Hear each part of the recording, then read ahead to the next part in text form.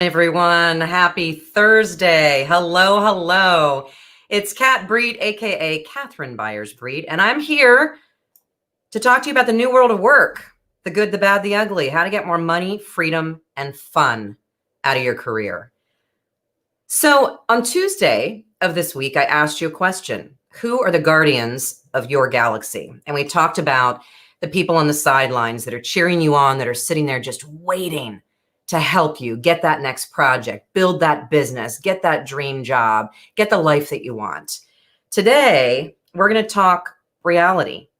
Who are those people?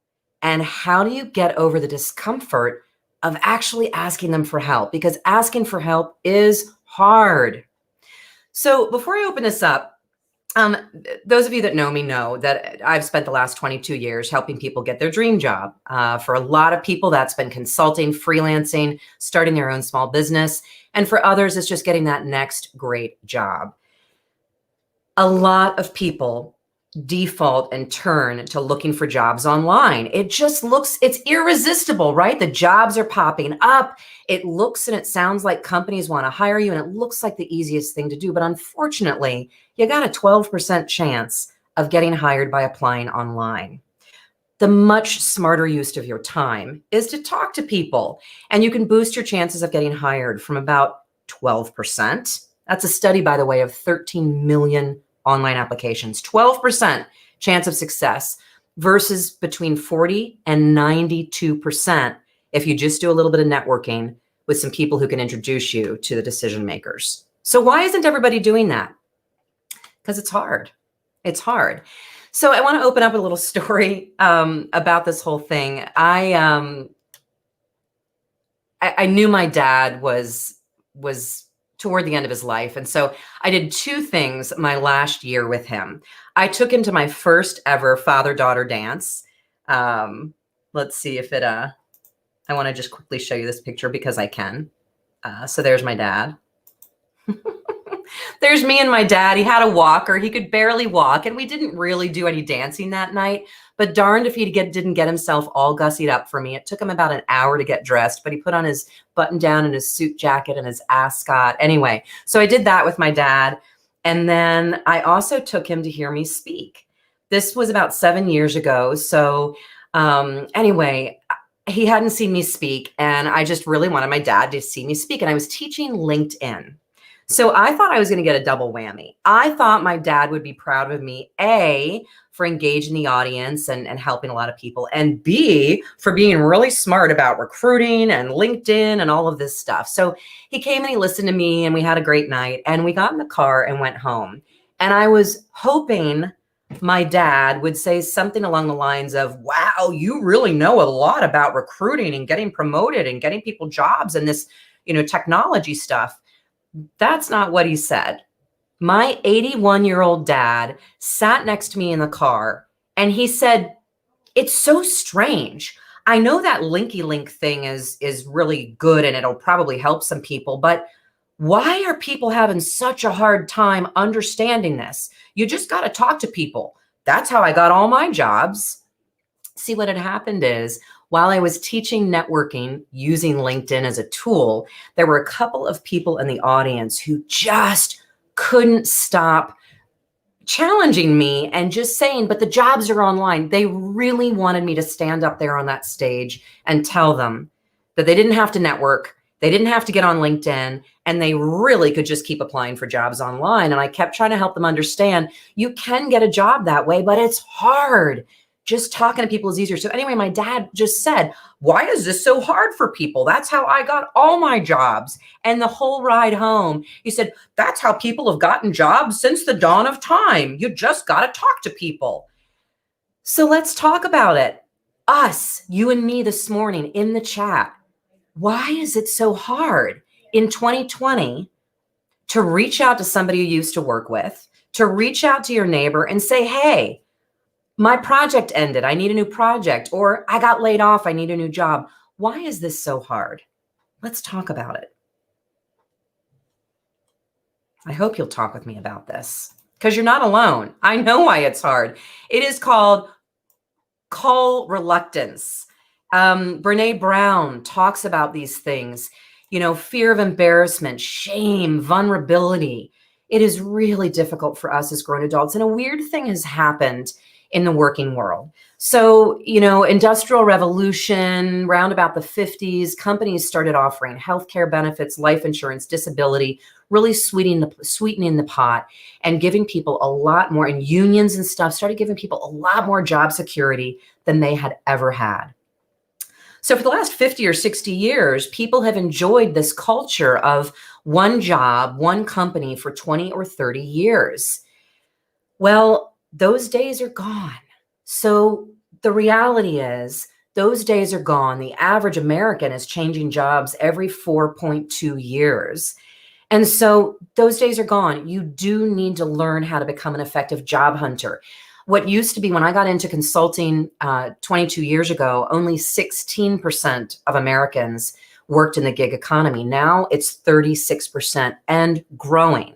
And the next few years, studies predict that 50% of Americans won't be full-time salaried employees. They'll be giggers, consultants, freelancers. So this is the new world of work. And for so many people, it's really just terrifying.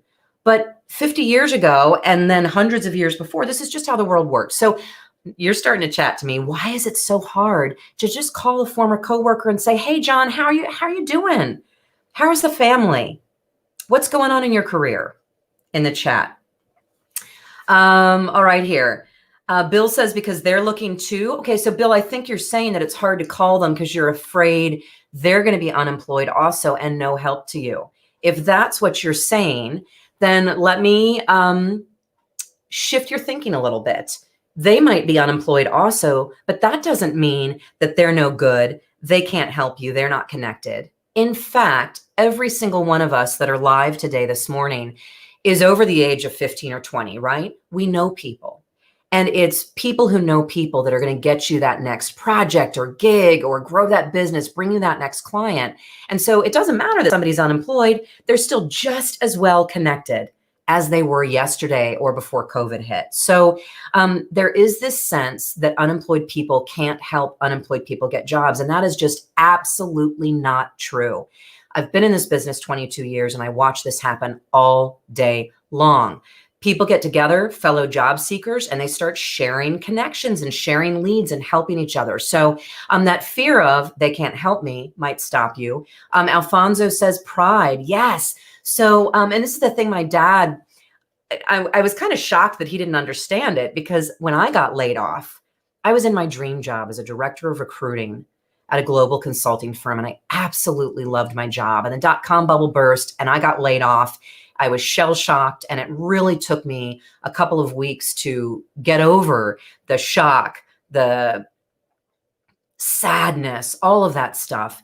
And then once I got out there and I was hitting the streets, I knew exactly what I needed to do, because I'd been on the hiring side of the desk for so long. And yet I was really stunned at the insecurity and the embarrassment and all of that just stupid emotion that bubbled to the surface. It's real. It happens. The question is, how do you get through it? And so Mary Jane is a success story for online applications. Yes. So Mary Jane has never gotten a job through networking. She's always gotten it, I'm assuming, by applying online. Great. Mary Jane is part of that 12%. And you can learn how to get jobs effectively by applying online. And I teach people how to do that. So Mary Jane, great. Clearly, you know what you're doing. Your resume is on point. You're probably staying in your lane. One of the biggest challenges for people that are trying to get jobs online is if they're jumping industries or careers or trying to stretch in their career, applying online is a really difficult proposition. But if you love what you do, you've been in your career for quite some time, you're good at it, and your resume speaks to that, you can get a job online. And Bill says calling recruiters. So, I've kind of been talking about going around gatekeepers, going around recruiters, but Bill says recruiters are overwhelmed and don't want to engage. True. Recruiters only get paid, agency recruiters only get paid if they fill the jobs. Most of them are working straight commissions, which means they do not have time to talk to you unless you fit one of the jobs that's on their desk that day. Corporate recruiters are overwhelmed as well. They're typically carrying between 50 and 100 open positions at larger companies. So they don't have time to talk to you unless you're a fit for a job that they have open right then. That's true. And this is why you should spend more of your time talking to people that aren't recruiters and getting them to introduce you to the hiring managers. So question here, I wonder how many people have friendships outside of work. Oh, okay. So good question. So I love it. Bring it on, you guys. I wear my flak jacket every morning that I show up for these live streams. Bring it on. Ask me the hard questions. So somebody's challenging me here and says, well, what happens if you were at one company for 15 or 20 years and most of your friendships were in that work group, and then you lose your job and those friends are still working? How do you ask them for help? Well, number one, I'm going to encourage you to think a little bit. I've got a tool for you today. So this is going to help you a lot. This question about, but all my friends are at work and I don't have a lot of friends and I'm an introvert. I don't have a big network, so I don't really have anybody to call. I've got a tool. It's called the First 50. And it's just a little spreadsheet that is going to help you start thinking about all the people that you know in your life. Whether you're an introvert or an extrovert, whether you were at one company for 30 years or 10 companies for 15 years, you do know people, but you need a little help dusting off the cogwheels and getting that Rolodex going. So what I want you to do, so Stefan has just shared the download with you there. I'm sharing the First 50, how to start a networking list. And if you just grab that and open it up, I give you a whole bunch of different categories to think about. And if you pour yourself a nice hot cup of coffee or a glass of wine and you sit down and you start thinking about who are your favorite people in your life today, yesterday, high school, college, doesn't matter. Go through every one of those categories in my list. And I start with current coworkers. Some of you are still working, former coworkers, neighbors, friends. If you go to church or a synagogue, people that you worship with, your hairdresser. Steve is a CFO. He'd been unemployed for 6 months and he listened to the networking books and the job hunt books who said, don't waste your time talking to people that can't hire you. Only talk to people in your area of expertise. So that's what he was doing. He was only talking to CEOs and CIOs and CFOs. He wasn't wasting any of his time networking with the little people. Well, he's getting his hair cut. He'd been unemployed for 6 months, hadn't found a job. Getting his hair cut, he was in a bad mood. And his hairstylist said, what's wrong with you, Steve? And he said, oh, I'm still unemployed. And she said, you're unemployed? How long have you been unemployed? And he said, 6 months. And she said, give me your resume. He was looking at her thinking, why should I give you my resume? And she said, just shut up and give me your resume. So he went out to his car, he came in, he got his resume and he gave it to her and he tried to ask questions and she said, stop asking questions. The very next day, his phone rang. His hairstylist lived next door to a CEO who'd been looking for a CFO for months. And if Steve had simply mentioned that he was looking for a job to his hairstylist, he could have been at work a few months earlier. So this is what I'm talking about. And the First 50 list is going to help you to start think of people. And you know what? Don't waste your time with people that you don't like or people that don't like you. That's real, human nature. Make a list of the people that you really like you, that might be willing to help you. All right. So let me take some more questions here. So Dan, the imposter syndrome. Yes. One of my favorite books is called The Imposter Syndrome, and they interviewed a whole bunch of people at the top, CEOs, CMOs, chief executive, business leaders, industry leaders, and they interviewed all of these crazy successful people and asked them, the sort of that question of, it must be great to not be insecure anymore. And every single one of them laughed and said, are you kidding me? I'm more insecure now than I was when I was 25 because the risk of failure is so much bigger and there's so much more scrutiny of what I do. Every single day I wake up with insecurities, but I figured out how to push through them. So let's talk about, we've already talked about why is this hard? Fear, embarrassment, pride, imposter syndrome, feeling like you're not good enough. What if you ask that CEO living next door to introduce you to one of his friends and you get the interview and you get the job and you're not good enough? I mean, all of these fears, it's that little inner critic inside your head. And to those of you that are in between paychecks right now, you either got laid off or furloughed, or you've got you're a consultant and your project end. I just talked to somebody yesterday who's been a successful consultant for 9 years. And she said, I've never been without a project for 4 months. This is freaking me out. It's really unsettling. And I'm starting to really question myself. That's normal. So number one, let's just say you're human. Congratulations. We all have insecurity. What do you do about it? Well, you start by making this list of the first 50, the people who know you and love you. And then you take some steps to break through that insecurity, that worry, that anxiety, and all of that stuff. So that's what you do about it. Let me look here. Yeah, Mary Jane, I understand. And so Mary Jane is saying, let me be clear. I've tried to network, but it's never worked. She's only had success by applying online. So Mary Jane, I'm glad you came back to me on this. And you're like, Catherine, listen up. My message isn't just that I get jobs by applying online. My message is really that networking hasn't helped. And so let me honor what you're saying here. There are a lot of people who are out there trying to network and they're frustrated because it isn't working for them. So let's talk about why your networking may not be getting you the interviews and the job and project opportunities that you need.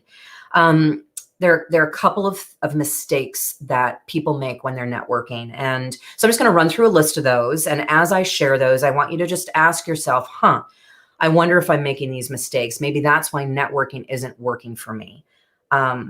Actually, before I talk to you about what mistakes you might be making, let me talk about the mistakes that people on the receiving end of networking might be making. I want to share with you, Mary Jane, and everybody else. You're going to make your list of the first 50. You're going to walk through your discomfort and anxiety, and you're going to reach out to people. And some of them are going to be no help whatsoever. And to those people, I say, shame on you. Seriously. Have you never been laid off? Have you never needed a paycheck? Have you never needed help in your life? If somebody asks you for 5 minutes of your time, please just pick up the phone and talk to them for 5 minutes. I know you're busy. I know you might be uncomfortable networking. I know you may not know how to help them. Just pick up the phone. 5 minutes. So there's that bucket. Then there is the bucket. So why don't people help you when you ask for help? Well, sometimes they don't see your message. A lot of times you're reaching out to people on LinkedIn and they aren't out there every day. Newsflash, if somebody isn't in sales or they aren't growing a business like I am, or they aren't unemployed or aren't a consultant, they're not out on LinkedIn every day. So if you send a message to somebody on LinkedIn, chances are good they didn't even see your message. So now let's talk about some of the biggest mistakes people make. When you don't hear anything back from somebody on LinkedIn, are you giving up? Are you assuming that they didn't want to talk to you, or are you trying again? All right, so that's kind of piece one. They either didn't see your message, or it's that small group of people who just are uncomfortable or don't want to help. Forget about it, move on. But don't assume that. Assume they didn't see your message. Try again. The next problem that happens is your message is not working. So I did a live stream. If you need help with this stuff, you guys, go to arbez.com, zebra backwards. I'm a stripe changer. He's our mascot, Joe. I own a zebra. Go to our website, arbez.com. Stefan, if you can put the link to arbez.com, that would be great. Go out there. In fact, give them a link to the blog. Go to our blog and scroll all the way to the end of the page, because as soon as COVID hit, I knew unemployment was going to go through the roof, and we started doing these live streams, and I did a 3-part series on networking using LinkedIn, and I talk about messaging, and I even give you a free download with my networking scripts of what to say. So many times people come to me and say, networking is a waste of time. It isn't working. And I sit down and I kind of diagnose, what are you doing? Who are you reaching out to? What are you saying? And a lot of times what they're saying is why they're not having any success. So for instance, if you're on your phone and you see, let's say you want a job as a marketing communications person, and you see a CMO, a chief marketing officer, and you click connect, if they see your connect request, they're not going to respond. You have to personalize your message. Secondly, when you personalize your message, you cannot start out by saying, I need a job or I need a project. You need to start out by saying, hi, how are you? I'm just stunned at the number of messages that I get from people on LinkedIn wanting my help who don't even bother to say good morning. They don't even bother to say, hi, how are you doing? You have to think there's a human being on the receiving end. And if you want them to respond to your message and if you want their help, you have to focus on them first. So, hello, how are you? Your first goal when you reach out to somebody through networking, whether they're stranger or somebody you haven't spoken to in a while, your first goal is to get them to just respond to you. So don't ask for help. Don't ask for a job. Say hello. How are you doing? Stumbled across your profile. Haven't seen you in 10 years. How are those kids? Whatever it is, connect first. Number 2, find common ground. Before you ask for anything, you need to find something that you have in common. Did you go to the same, did you work together? Did you go to the same college? Are you both scuba divers? Find common ground. And with the internet and social media, it is so easy now to find common ground. It can be as simple as a mutual connection. So anyway, messaging, who are you reaching out to? What are you saying? And are you giving up just because they don't respond? So anyway, there's a couple of tips around things to help you be more successful around networking. And Dan says reconnecting with former colleagues is a great way to network. If you've been in one place for a long time, that's how he got started. Yes. You guys, I have some great news for you. When I got into this business 20 plus years ago, people weren't very helpful. They didn't know how to network. When LinkedIn came out 15 years ago and I was out there teaching it, people were freaked out. They didn't know how to. Those days are gone. People are much more comfortable networking. They get it. They understand why you're reaching out. If they're on LinkedIn, you can assume that they're open to talking to you. Facebook, reach out to people that you went to college with that you haven't talked to in years, former coworkers. Dan has had a lot of success around that. And Alfonso, wait a minute. I'm missing a congratulations. Alfonso, what happened? By the way, Alfonso, did I tell you my dad was an Air Force pilot? So thank you for your service. You accepted a position last week. Fantastic. Let's hear your story. You did exactly what I'm talking about. So Alfonso connected with a former boss and some of his former clients who led him to the executive VP, who here's what's happening. What happened with Alfonso is because he was referred into that executive VP, he jumped to the front of the line. There might have been 300 people who had applied online who were beautifully qualified for that opportunity. But because Alfonso got into that EVP through a former boss and some former clients, that EVP interviewed Alfonso first. So what happens when you're networking and you get in by referral, all of a sudden you jump to the front of the line. A couple of other things happen. Not only did you get that first interview, but the odds are stacked in your favor. What do I mean by that? Well, let's look at it like this. Let's assume that you just got a diagnosis. I don't know. You just got a diagnosis of asthma and you want a doctor who can help you get your asthma under control. Are you going to go online and do a search for asthma doctor? No. You're going to start shopping around. You're going to talk to your friends and neighbors and say, hey, do you know anybody with asthma? I'm looking for a referral for a good doctor. It's the same exact thing when you're hiring people as it is when you're hiring a doctor or somebody to paint your house or somebody to babysit your kids. Referrals carry a tremendous amount of weight because what happened to that EVP, the minute that EVP interviewed Alfonso by referral, he took away a lot of the risk of making a bad hire. So Alfonso, congratulations.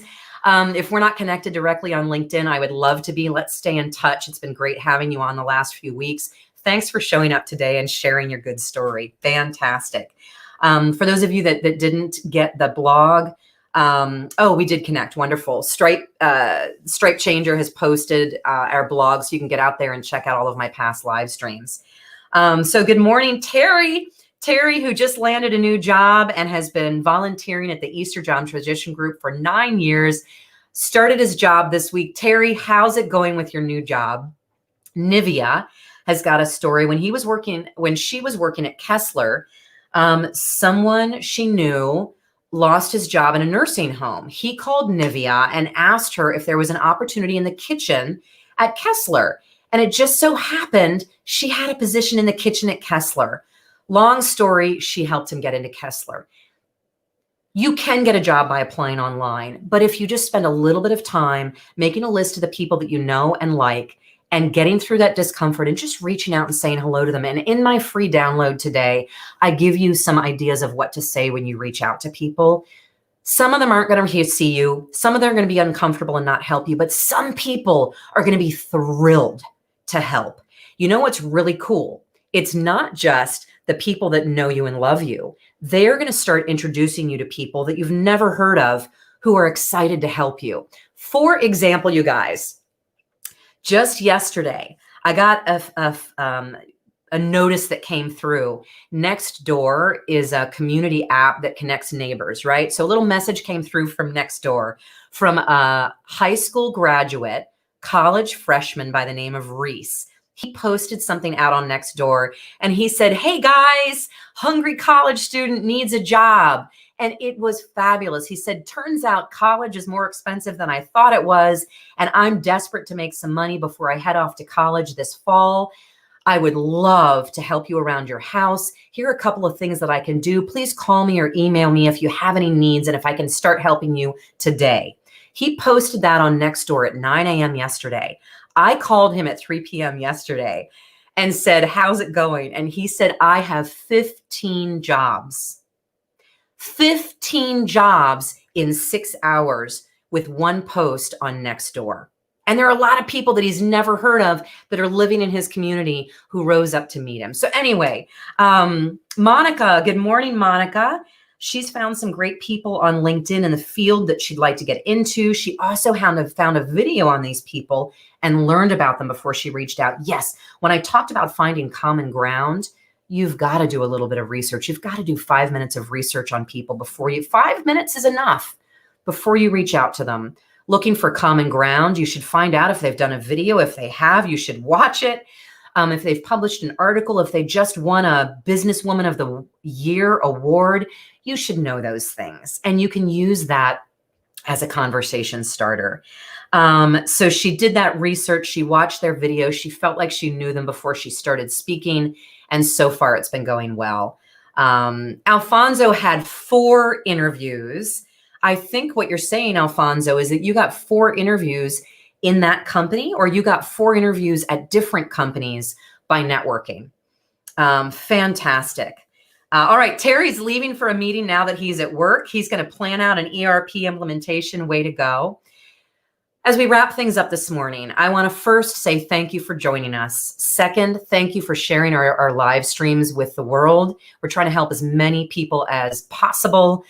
Thanks for spreading the word. And then lastly, I just want to look you in the eye and just say, I know looking for that next contract is hard, that next job. I know I have been laid off.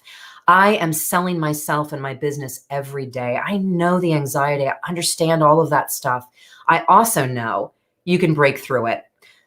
Surround yourself with positive people. Take a walk.